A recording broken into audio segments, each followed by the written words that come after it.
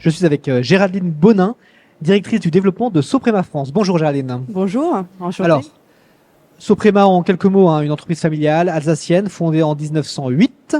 Au départ, vous proposez des systèmes d'étanchéité, puis l'isolation, puis activités avec la végétalisation, le photovoltaïque, le cool roof, toutes ces solutions qui améliorent le confort d'été, qui réduisent l'impact carbone et qui permettent donc de bâtir pour le climat. Ce qui est intéressant, c'est que vous testez vous-même vos solutions dans vos locaux, dans vos bâtiments, et vous avez notamment un centre de R&D qui est vraiment une sorte de laboratoire maison pour vous. Oui, exactement. Pour Soprema, l'ADN a toujours été autour de l'innovation et du développement. On a aujourd'hui dans le groupe 23 centres de R&D et au total 270 brevets qui sont maintenus.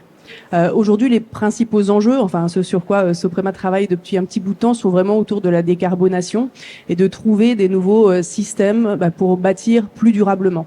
Alors, pour cela, on va se baser autour effectivement de la circularité des matériaux, autour de la frugalité et autour de toutes les solutions qui vont pouvoir avoir des avantages écosystémiques. Alors, comme vous le disiez, on aime bien aussi faire des tests réels en fait dans nos propres bâtiments, dans nos laboratoires tests, pour effectivement pouvoir se positionner à la place du client et voir des résultats concrets sur le long terme de l'application de nos produits et de nos solutions sur des bâtiments. Vous travaillez également beaucoup sur les toitures végétalisées qui sont en pleine expansion pour rafraîchir notamment la ville. Attention, on ne peut pas installer ces dispositifs sur n'importe quel toit. Alors effectivement, Soprema travaille sur les toitures végétalisées depuis un petit bout de temps, vu que les gammes de produits Sopra Nature ont été créées en 1989. Donc c'est des solutions qui existent déjà depuis un petit bout de temps. Aujourd'hui, on peut les poser sur toute typologie de structures porteuses. La problématique de la toiture végétalisée, c'est le surpoids qu'on va avoir en toiture. Donc effectivement, nous, ce qu'on conseille, c'est vraiment de dimensionner la structure dès la conception du bâtiment pour permettre de pouvoir végétaliser les toits. Et donc, c'est plus compliqué en rénovation?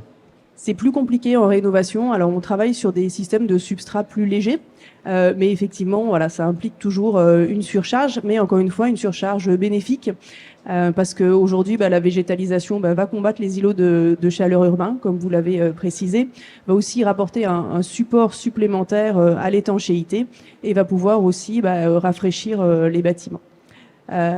On a travaillé pas mal avec la Divette sur ces sujets-là. Donc nous, Soprema, mais aussi nos confrères de la végétalisation. Encore une fois, dans la volonté de pousser ces solutions fondées sur la nature. Et aujourd'hui, on a développé donc avec la Divette un Green Roof Score qui permet en fait de noter les toitures végétalisées selon tous leurs bénéfices environnementaux, qui sont la gestion des eaux, la biodiversité, le confort intérieur et effectivement le rafraîchissement urbain. Très bien. Vous testez également, au-delà de la végétalisation, le recyclage des eaux grises au sein de votre siège social grâce à la phytoépuration. Alors, est-ce que vous pouvez nous expliquer comment ça fonctionne? Alors, en effet, on a installé sur notre nouveau siège social à Strasbourg le système Sky Water Clear, donc qui réutilise des eaux grises. Alors, le principe est simple. Notre volonté, c'est d'économiser la ressource, et notamment d'économiser la ressource en eau. Et pour cela, en fait, on va récolter toutes les eaux qui nous viennent de la cuisine, des lave-mains et des douches. On va les faire passer par un local technique qui va faire une préfiltration, histoire de séparer les graisses. Et finalement, cette eau va être injectée en toiture, donc sur une toiture de phytoépuration, donc avec des plantes qui ont ce pouvoir de finaliser en fait le traitement de l'eau. Et ensuite, cette eau va pouvoir être redistribuée dans les chasses d'eau ou pour une vocation d'arrosage ou de lavage. Alors là, vous l'avez testé sur votre siège social. On sait que la question de la gestion des eaux grises dans le bâtiment est un sujet épineux pour des questions réglementaires. Oui, exactement. Depuis l'annonce du plan eau de Macron en 2023, effectivement, il y a une prise de conscience qui s'est développée autour du sujet de la réutilisation des eaux grises. Aujourd'hui, un Français va consommer en moyenne 150 litres d'eau par jour. 60 litres pour des douches, 30 litres pour des chasses d'eau et 15 litres pour des eaux de lavage. Donc effectivement, utiliser de la ressource potable pour ces typologies d'utilisation, c'est vrai que en fait c'est quand même une hérésie aujourd'hui. Donc ce plan Macron en fait a aidé à développer cette prise de conscience. Et ensuite, un arrêté est paru là au mois de juillet 2024 qui facilite un peu donc l'accessibilité, vu qu'une simple déclaration est maintenant suffisante pour tester ce genre de procédé, avec après finalement aussi un test assez régulier des eaux pour s'assurer de leur qualité. D'accord. Donc les progrès sont là. Ça s'assouplit. Exactement. On peut avancer plus rapidement sur cette économie de l'eau au sein du bâtiment. Oui. Vous avez un bâtiment assez unique en France, à Luynes. Vous testez plutôt des solutions bioclimatiques. Et ce qui est intéressant, c'est que sur ce bâtiment, vous avez tout un système de monitoring qui permet de mesurer évidemment ses performances tout au long de la vie du bâtiment. Est-ce que vous pouvez nous en expliquer? Effectivement, là encore, Soprema est dans cette logique du bioclimatisme et des solutions fondées pour la nature. Et dans ce bâtiment-là, notamment dans les bâtiments de bureaux, nous avons fait le test d'un bâtiment sans clim, avec uniquement de la ventilation naturelle, du rafraîchissement adiabatique et des lampes brise-soleil. Donc ça nous permet aussi, dans le cadre de la RE 2020, de développer toute cette notion en fait de confort intérieur, avec des solutions sans clim, sans économie, avec de l'économie d'énergie. Ce qui est intéressant, c'est effectivement cette notion de monitoring. Donc ça, c'était une des facettes de ce bâtiment-là. L'autre facette, c'est qu'on a aussi mis des solutions de gestion de l'eau et de récupération des eaux de pluie sur ce bâtiment, ainsi qu'un système biosolaire donc qui allie du photovoltaïque avec de la végétalisation. Donc on en a vraiment fait un démonstrateur de l'entièreté de nos solutions, et celles-ci sont monitorées via des capteurs, via des systèmes d'IoT, ce qui nous permet de suivre en temps réel les performances du bâtiment, d'être alerté en cas de problématique pour pouvoir derrière réaliser l'entretien et donc voir le cycle de vie complet, la décarbonation complète, pas uniquement en phase de construction, mais aussi en phase d'exploitation du bâtiment. Et ça, ce monitoring a peut-être aussi pour vocation à un peu démystifier ces solutions par exemple le bioclimatisme, on se dit mais quand il est vraiment très chaud, est-ce que ça fonctionne vraiment? Quand il est très froid, est-ce que ça fonctionne? Voilà. C'est aussi peut-être une manière de mesurer, de rassurer peut-être aussi les clients, j'imagine. Exactement, nous on aime se baser sur des éléments de preuve. Parce que finalement, le discours, c'est bien, avoir des éléments de preuve tangibles et concrètes, ça fait aussi partie de l'ADN de Soprema. Et donc là, avec ce monitoring, vous avez un suivi en temps réel de ce qui se passe, alors soit à l'échelle d'un bâtiment, soit pour des gestionnaires de parcs, à l'échelle d'un parc de bâtiments. Donc ça permet de voir les économies réalisées en termes d'énergie, en termes d'économie de ressources, notamment des eaux, et en termes de confort intérieur. Alors, Soprema, c'est quand même aussi de l'isolation, on va en parler. On a vu une multiplication de types d'isolants ces dernières années.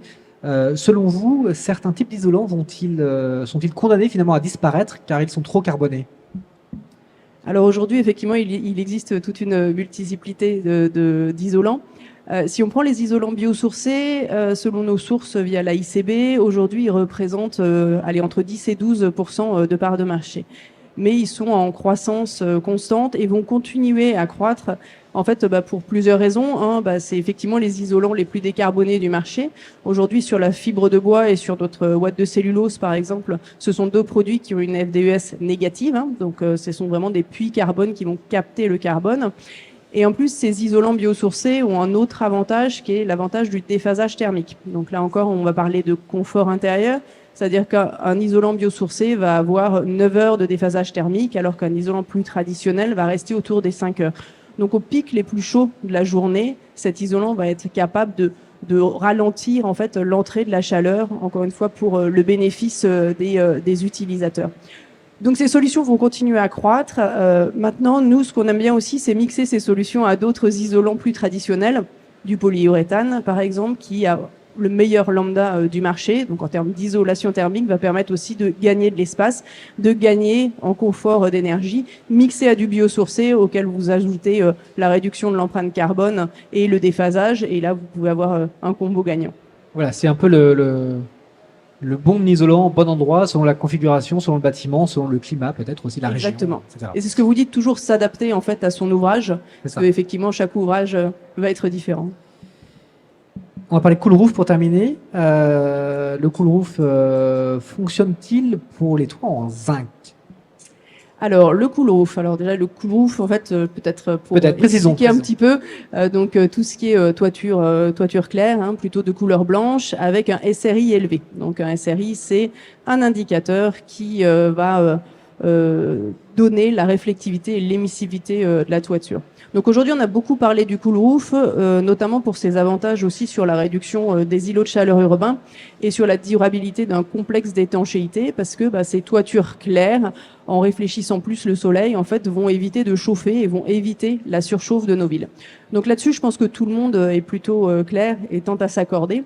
La question qui se pose plus, c'est sur les réductions d'énergie à l'intérieur du bâtiment.